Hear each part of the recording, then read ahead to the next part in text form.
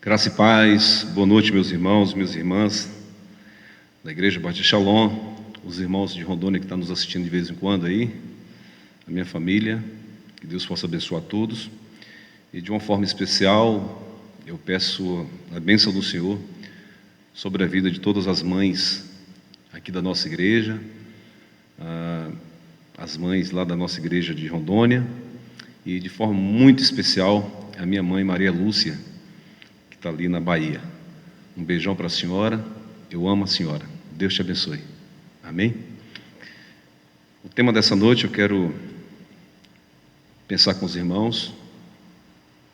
Existe esperança em meio às angústias? Existe esperança em meio às angústias? E o texto que eu quero é de Lamentações 3:19 a 26. Lamentações, capítulo 3, os versos 19 a 26. Diz assim, a partir do verso 19 de Lamentações, capítulo 3. Lembro-me da minha aflição e do meu delírio, da minha amargura e do meu pesar. Lembro-me bem disso tudo, e a minha alma desfalece dentro de mim. Todavia, lembro-me também do que pode me dar esperança. Graças ao grande amor do Senhor, é que não somos consumidos, pois as suas misericórdias são inesgotáveis. Renovam-se cada manhã. Grande é a sua fidelidade. Digo a mim mesmo, a minha porção é o Senhor, portanto, nele porei a minha esperança. O Senhor é bom para com aqueles cuja esperança está nele, para aqueles que o buscam. É bom esperar tranquilo pela salvação do Senhor. Curvemos nossa cabeça e oremos ao Senhor. Bendito Deus, eu louvo ao Senhor e te adoro, por nós estarmos nessa noite aqui para podermos comunicar a tua santa e bendita palavra. Esses que estão nos ouvindo e nos vendo, que eles possam ser abençoados pelo poder do teu Santo Espírito na vida deles. Essa é a minha oração no nome de Jesus. Lamentações, escrito por Jeremias. Jeremias, ele pregou por 40 anos e por todo esse tempo ele foi objeto de zombaria do povo de Deus. E esse mesmo povo, meus queridos, eles não escutavam a voz de Deus através desse profeta, deste bom homem de Deus. E por isso Deus permitiu que a nação ela passasse por grandes aflições. Judá passou por grandes aflições. Que aflições são essas, pastor? Destruição da cidade, o povo perde a sua identidade, o templo é destruído. E a maior de todas essas aflições, a palavra me diz que o povo ele foi levado cativo para a Babilônia e por lá permaneceu por 70 anos. Eu queria refletir como foi que Jeremias reagiu a esses problemas. Existia esperança para Jeremias e o povo de Deus diante das suas angústias? Quando Jeremias começou a sentir que as coisas poderiam mudar para melhor, mesmo diante das adversidades? Quando será que vamos começar a sentir que as coisas podem ser diferentes, mesmo diante desse tempo de adversidade que nós estamos vivendo, nesse tempo de pandemia, nesse tempo de angústia que nós estamos passando? Será que pode haver esperança em meio às angústias? É isso que eu vou tentar responder nessa noite, de forma breve. Primeiro ponto, para essa pergunta, se existe esperança em meio às angústias, é que quando deixamos de olhar para a nossa própria miséria, para lembrar-se da misericórdia de Deus. Então vai existir esperança quando nós deixamos de olhar para a nossa própria miséria e lembrarmos das misericórdias de Deus. Queridos, eu quero dizer para você nessa noite que ter esperança não é ausência de problema. Ter esperança não é ter ausência de problemas. Eu vejo na vida do profeta Jeremias que ele continuou sentindo dor, sofrimento, mas ele lembrou da fidelidade do Senhor e isso trouxe ao coração dele esperança. Eu arrisco até dizer que os problemas foram o impulso necessário para gerar essa esperança no coração do profeta. Se a gente dá uma olhada nos versos 19 a 21 que nós acabamos de ler, Jeremias ele traz à memória situações desagradáveis pelas quais tinha passado. Jeremias ele lembra que ele passou uma aflição, que ele entrou em delírio, ele lembra que ele foi cercado de amargura, que ele sentiu que as suas orações foram rejeitadas por Deus. São sentimentos que brotou no coração do servo do Senhor, porque a amargura era muito grande no seu coração devido às circunstâncias que ele estava vivendo. Jeremias se sentiu abandonado por Deus, se sentiu objeto de riso dos outros. Esse era o sentimento de Jeremias diante das suas adversidades, diante dos problemas que a nação também enfrentou. Então ele começa a buscar respostas para tudo aquilo que ele e a nação de Judá estava passando. Irmãos, é necessário a gente entender um ponto, e é muito crucial, que quando nós passamos por períodos extensos de estresse, é natural buscarmos na memória passada algo que possa nos dizer o porquê de estarmos passando por tanto sofrimento. Eu acho que eu e você já pensamos, algum dia já questionamos a Deus, por que nós estamos passando o que nós estamos passando agora no Brasil, no nosso estado de Goiás e aqui na nossa cidade. E começamos a pensar que o sofrimento presente é o resultado de nossas escolhas no passado. Sim, pode ser que sim, mas pense uma coisa, Jeremias ele não escolheu ser profeta, Deus o chamou, Deus o capacitou para essa função. As palavras que Jeremias trazia da parte de Deus para a nação de Israel, irmãos, na sua grande maioria eram mensagens duras, eram palavras de exortação. Acredito que por muitas vezes Jeremias queria entregar outro tipo de palavra.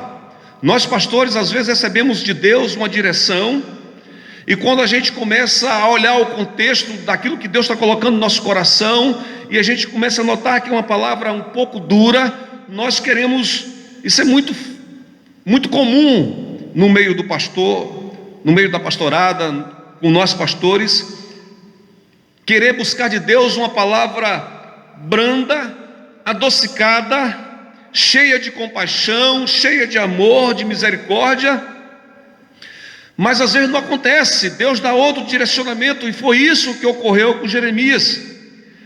Mas Jeremias permaneceu fiel àquilo que Deus quis que ele fizesse. Ele permaneceu fiel à palavra de Deus. Irmãos, eu tenho uma convicção muito forte. Deus não precisa que o ajudemos a resolver os problemas que é dele, de Deus. Porque tem problemas, irmãos, que fogem das nossas mãos, fogem do nosso entendimento, fogem da nossa vontade. E quando a gente tem esse entendimento que os problemas fugiram da nossa mão, nós temos que entender que nós temos um Deus que é o Deus do impossível. Então aquilo que não é possível para mim e para você, nós temos um Deus que é o Deus do impossível, é o Deus que pode todas as coisas. Então eu começo a entender, eu tenho esse entendimento que Deus não precisa que o ajudemos a resolver um problema que só Ele pode resolver. Veja, meus irmãos, já estamos há 51 dias de isolamento social. Uns dias esses isolamentos foram mais intensos, mais rígidos, mas hoje nem tanto. Mas continua com muitas medidas restritivas. E de lá para cá, os números só aumentaram. Hoje já são mais de 10 mil mortos no Brasil. Enquanto aqui em São Luís, nós não temos notícia de nenhuma pessoa que esteja contaminada. A prefeitura não lançou mais nenhum boletim dizendo se existe alguma pessoa contaminada. Pelo menos não tenho notícia. E tenho conversado com pessoas diretamente ligadas à área de saúde, à prefeitura, como a Irmã dos Anjos, que tem me passado diariamente, tem me mantido informado, a Irmã dos Anjos. Glória a Deus por isso. E o último relatório que ela me passou não mudou nada o cenário de São Luís, há mais de 30 dias. Isso, com o cenário do Brasil aumentando em outras capitais, em outros estados, e aqui em São Luís se mantendo como está há mais de 30 dias, por causa disso, você acha que eu vou dar graças a Deus? Porque a situação que vivemos não é mais a minha situação. A situação que nós estamos vivendo é nossa. Não é mais de um estado brasileiro, é do Brasil. Não é mais de uma nação, mas de todo o planeta. Sabe, queridos, durante esses dias eu tenho ouvido muitas discussões se os números estão certos ou não, se o isolamento deve ser parcial, se o governo federal está ou não ajudando como deveria ajudar, se os estados estão superfaturando os valores das compras das EPIs, dos equipamentos, enfim, tenho ouvido muito essa discussão. E o que eu vejo, o que eu noto, que essa discussão não tem nada a ver com nós, não tem nada a ver com o nosso bem. Quem discute sobre isso está discutindo mais por causa do seu bem, da sua casa, dos seus negócios, com a sua vida, ou simplesmente a sua vida. Como alguém pode dizer, graças a Deus que só morreram 10 mil? Como assim? Como alguém pode dizer isso? Talvez quem pense assim pode mudar de opinião quando alguém próximo, e isso não é o meu desejo para você nem para ninguém, nem para vocês que estão aqui perto em São Luís, nem para quem está fora do estado de Goiás. Talvez quem assim pense pode mudar a sua opinião quando alguém de perto, alguém da sua família, também fazer parte dessa estatística fúnebre.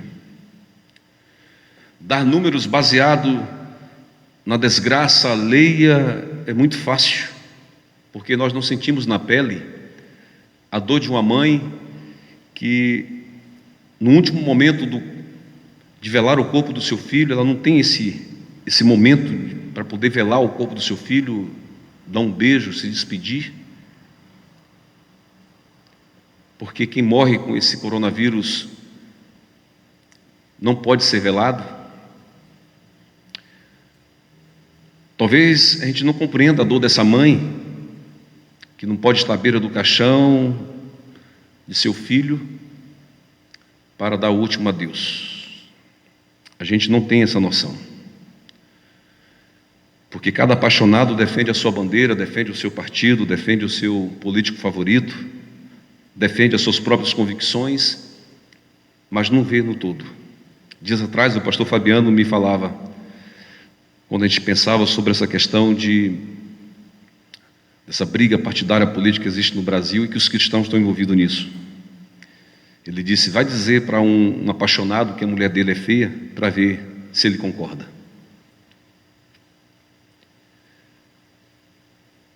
Não dá, irmãos. Não dá para a gente viver mais assim. Jeremias nos convida a uma reflexão. Jeremias, ele deixou de olhar para a sua própria miséria e passou a olhar a miséria da nação como um todo. Se você der uma olhadinha na sua Bíblia, no verso 40 e 41 do capítulo 3 de Lamentações, a Bíblia diz isso: examinemos e coloquemos à prova os nossos caminhos e depois voltemos ao Senhor. Levantemos o coração e as mãos para Deus, que está nos céus, e digamos, pecamos e nos rebelamos, e tu não nos perdoastes. Jeremias nos chama para essa reflexão do nosso, do todo, como uma nação. Porque quando eu deixo de olhar a minha miséria, a minha necessidade, o meu fracasso, eu começo a enxergar a misericórdia de Deus. Irmãos, entendam uma coisa: Deus não trabalha em torno de uma pessoa ou para uma pessoa. Deus trabalha em prol da sua igreja, da sua amada igreja. Deus trabalha incansavelmente para aqueles que João viu e escreveu no Apocalipse capítulo 7, verso 9. É para esse grupo de pessoas que Deus olha e se volta à sua misericórdia. Apocalipse capítulo 7, verso 9. Depois disso olhei, e diante de mim estava uma grande multidão que ninguém podia contar, de todas as nações, tribos, povos e línguas, em pé diante do trono e do Cordeiro, com vestes brancas e segurando palmas, e clamavam em alta voz: a salvação pertence ao nosso Deus, que se assenta no trono, e ao Cordeiro. A igreja, irmãos, ela deve depositar toda a sua fé, toda a sua confiança, a sua esperança nesse Deus.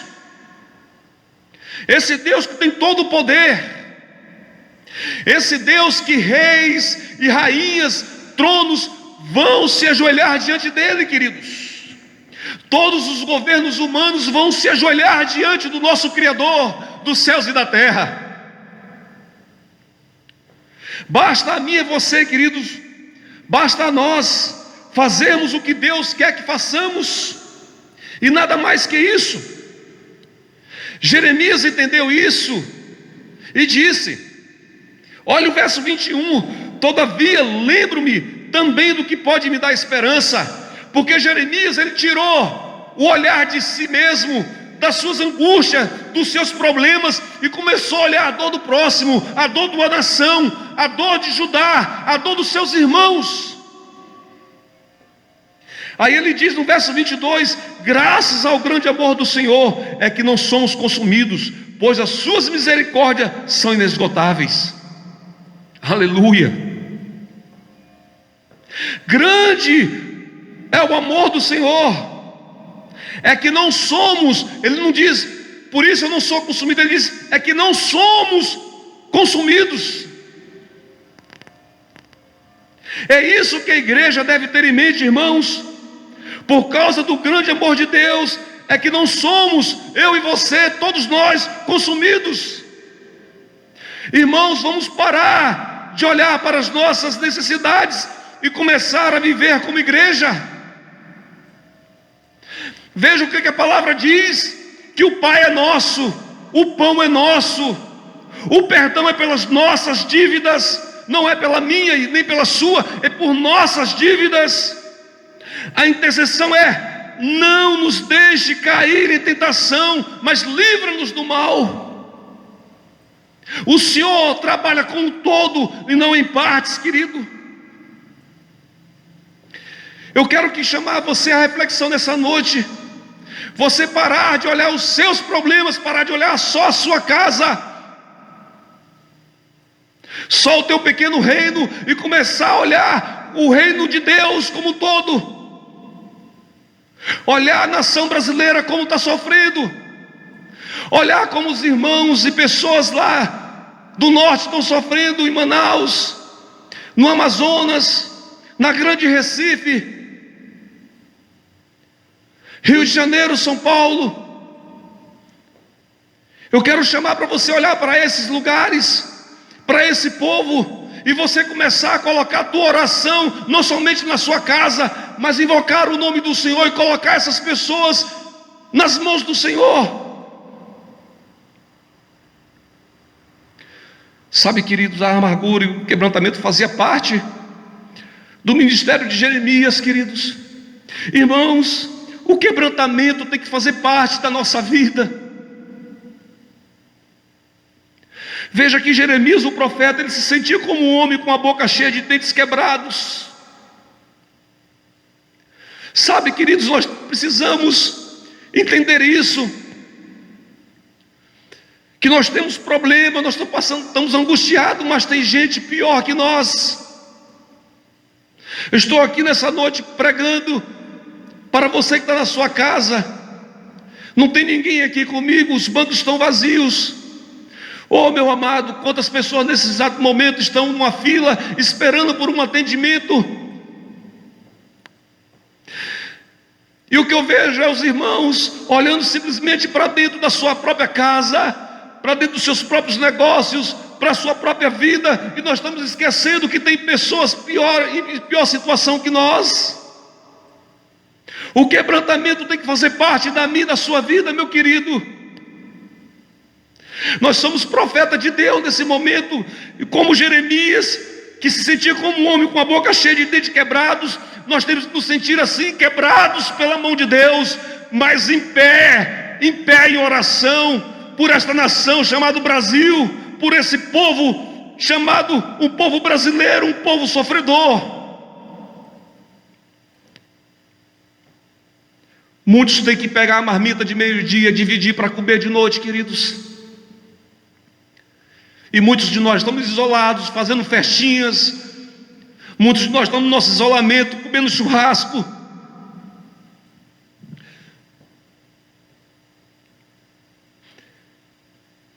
Oh, Senhor. Jeremias se sentia assim, um homem com a boca cheia de dentes quebrados. Havia uma palavra muito familiar ao povo judeu. É o que dá nome a essa igreja, chamado Shalom, que significa paz, prosperidade, bem-estar e saúde. No entanto, o profeta, ele não experimentou Shalom durante sua vida, o seu ministério, pois a paz e a prosperidade estavam longe de toda a nação de Judá.